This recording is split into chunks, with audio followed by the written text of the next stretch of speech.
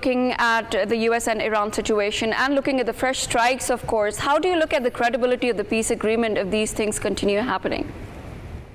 Well, thank you so much for having me today. Indeed, the dialogue continues. Therefore, that's indeed very good. The sides are willing to find the compromise and to come up with any agreement. But to speak about the comprehensive peace agreement, it's too early, I think. Now it's more about the memorandum of understanding, which is at the table.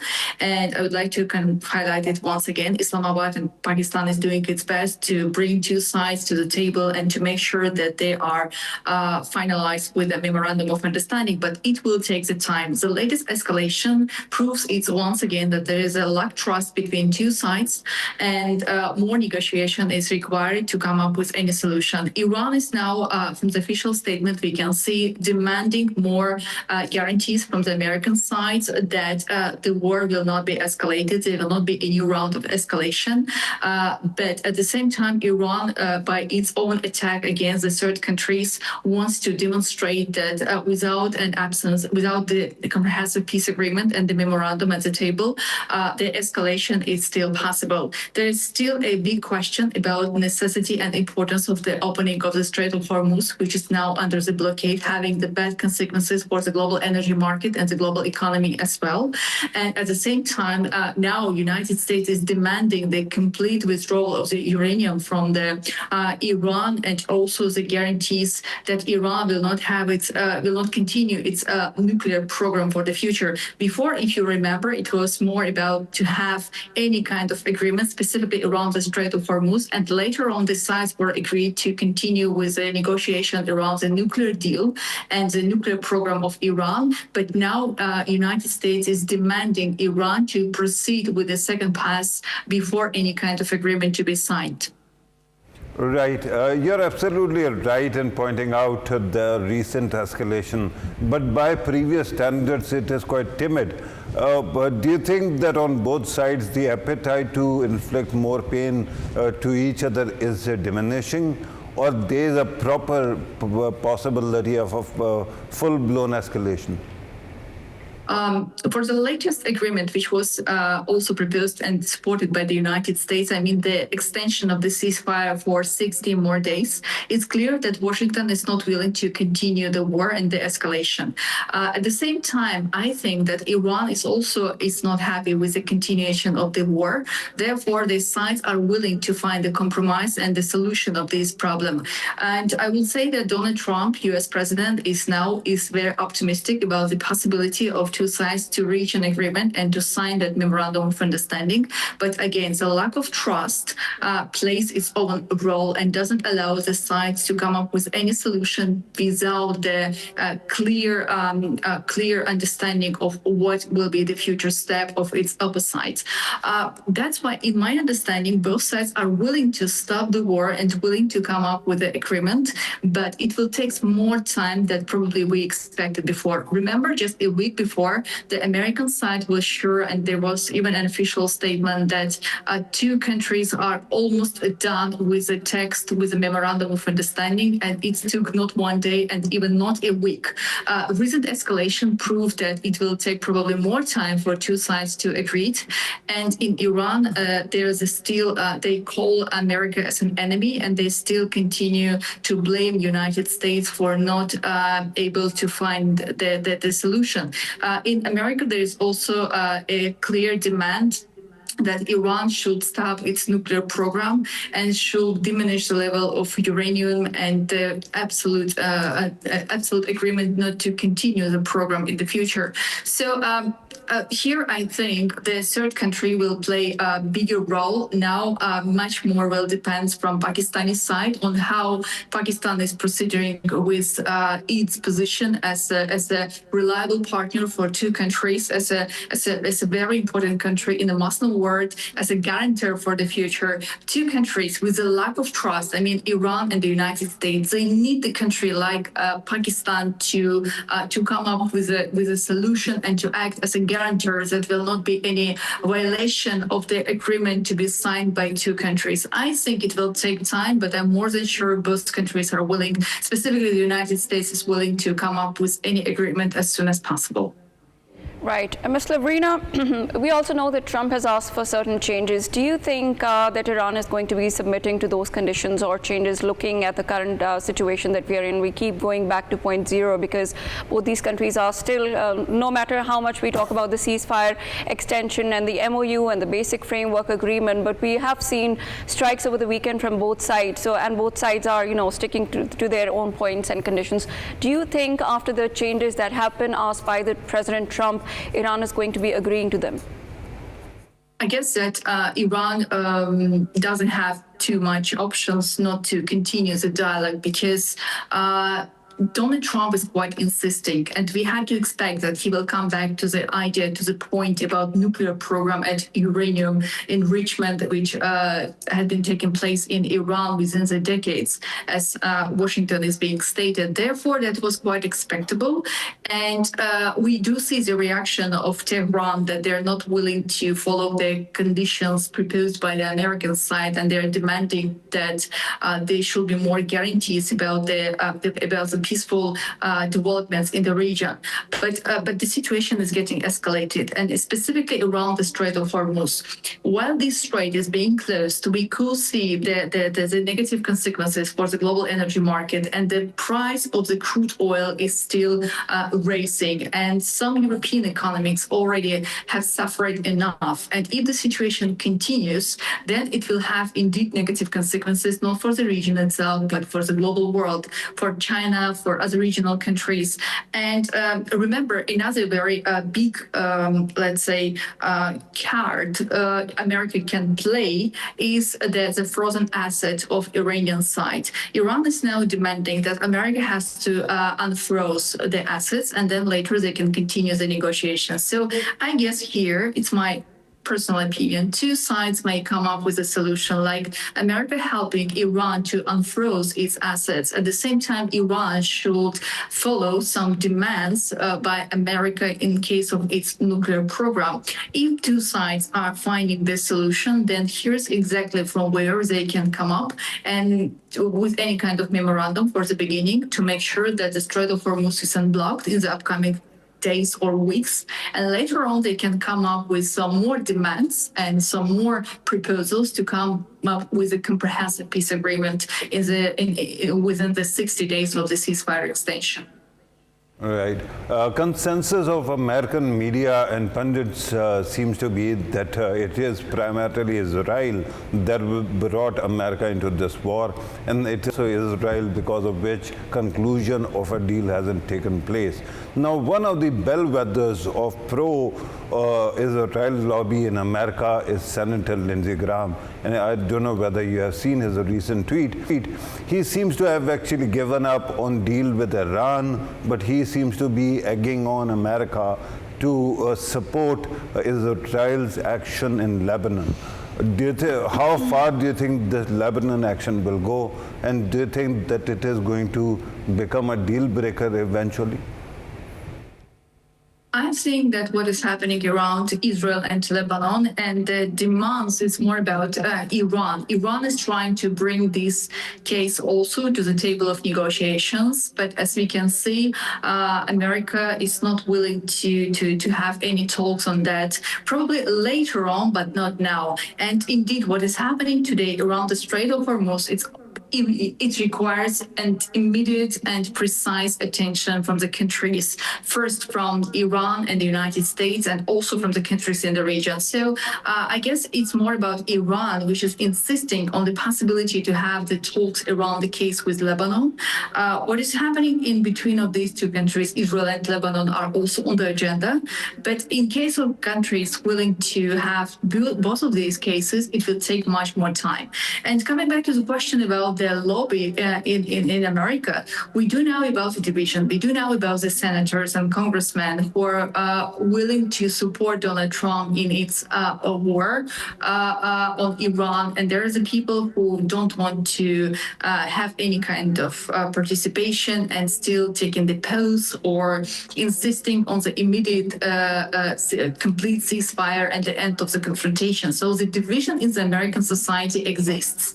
And the interim elections, which will take place in November, Donald Trump are also too much curious about the results. Therefore, he is insisting about the necessity to continue to extend the ceasefire, but at the same time, he's taken in mind the upcoming interim elections. But it's not the first case when the American society is being divided. I would like to bring the case from the region of the South Caucasus, the situation in Azerbaijan around the peace talks with the neighboring Armenia. We do remember the time when the American society and specifically the Armenian lobby were insisting on the continuation of the war, and there is still people who are insisting on that. But at the same time, we see the intention of the American government and Donald Trump himself to see the peaceful development in the region, supporting the peace talks in between. So the division, I want to say, the division in the American society existed before and will be existed in the future. So now it's more important on what the American presidential administration is thinking about this situation, how this administration is bringing the efforts to come up with a solution, but the war happened already, and it's now probably most of the part is being frozen, but it's the escalation of things happening, as we could see some hours before. Therefore, I think that most of all, the country should come up with a solution of that memorandum of understanding, the text, the agreement around the opening of the Strait of Hormuz, as I previously stated, and the inability of any war in the upcoming future. Iran needs guarantees from Washington that no any escalation will happen in the future. And I think most important thing here is that the war between Israel and Iran is no longer continued. That's more important part Iran should be worried about and should be concentrated on. But later on, in case of any agreement, the countries may bring the idea of negotiations around Israel and Lebanon to the table of possible negotiation for the future. But now it's more about two countries, two players, Washington and Tehran, and their future. Right. Ms. Lavrina, I'd like to bring you to a certain point that you mentioned when we were talking about the points that are going to be remaining at their position, maintain their position. You mentioned that Iran doesn't have much options, but which is realistically true, and I agree. But what about we look at Iran ideologically, that's IRGC there, and what if they are thinking the same about US? We were talking about the midterms election, and we were also talking about the division of US society. So how come if both these parties remain on the points? Because if we are talking about no option with Iran, how come we are not thinking the same about US from the Iranian perspective? That's a very good question. Thank you so much. Actually, you raised a very important issue, the division within the Iranian political system. What is being stated by the president office and what is being stated by the security guard are not always the same. Remember, in the beginning of this war of Israel and United States on Iran, the drone attack happened against Azerbaijan, Nakhchivan Autonomous Republic of Azerbaijan. And when Azerbaijan immediately demanded the explanation and the excuses from the Iranian side, the official statement was that, of course, they will investigate, but they have nothing to do with this attack. Later on, they stated that we are not sure on who is making that decision, who is responsible for that decision.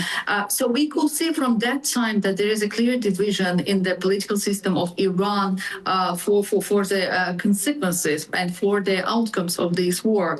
That was one of the problems mentioned in the beginning on with whom the America and, let's say, in this case, Islamabad has to continue the dialogue, whether it's the security corps, security guard, or the presidential office. So it's one of the key problems. And in the American society, as you rightly pointed out, there is those who support the continuation of the war till the end. And there is still those who demand the immediate stop and the unblockade of the Strait of Hormuz. But what is clear is that in the United States is a presidential administration and Donald Trump himself, who has the full support now of its administration to come up with any solution, to express the stance and the position of the America in this war.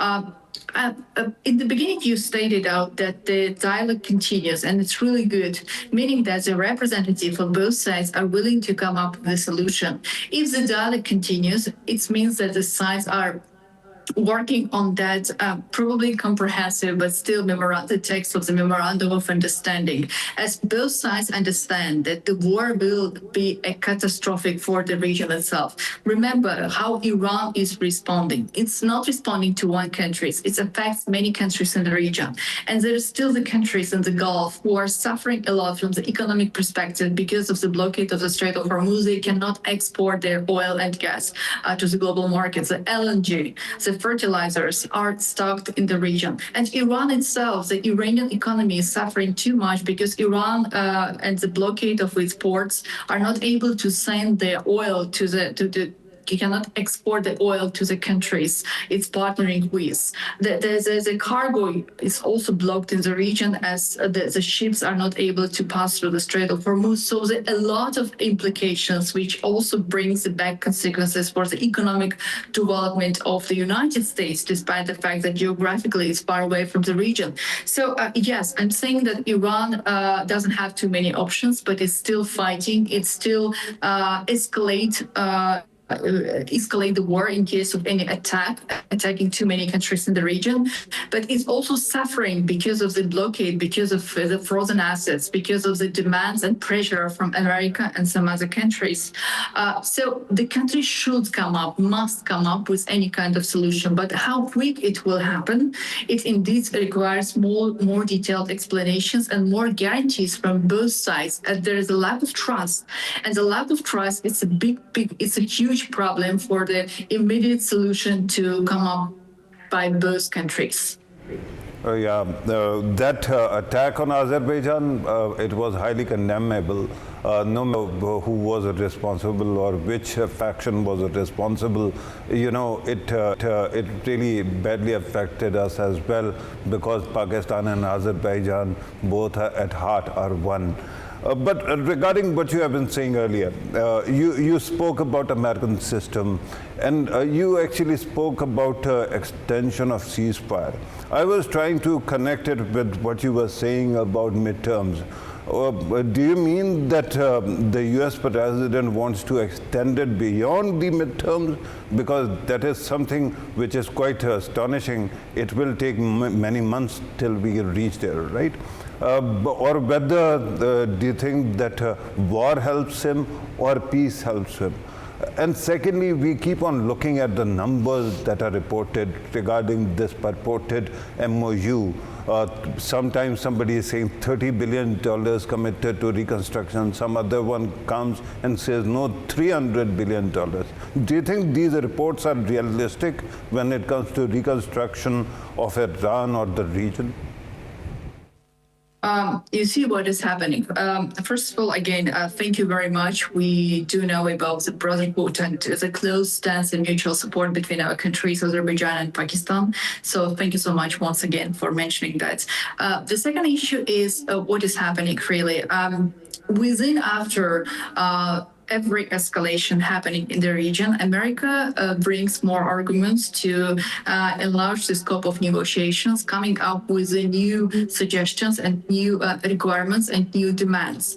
As I previously mentioned before, let's say America was ready to start negotiations on the nuclear program of Iran and its Iranian enrichment after reaching out this memorandum of understanding, having around 60 days for the more details explanation and discussion of the Iranian nuclear program, which would happen at the same time with the unfrozen procedure of the Iranian assets. That was quite expectable, and let's say Iran was more or less agreed on this procedure. But after the recent escalation, the situation changed, and now Donald Trump, his administration, America itself, is having more demands, demanding immediate start of the negotiations on the Iranian nuclear deal. So you see each and every escalation bringing more arguments to the table, both sides to agree.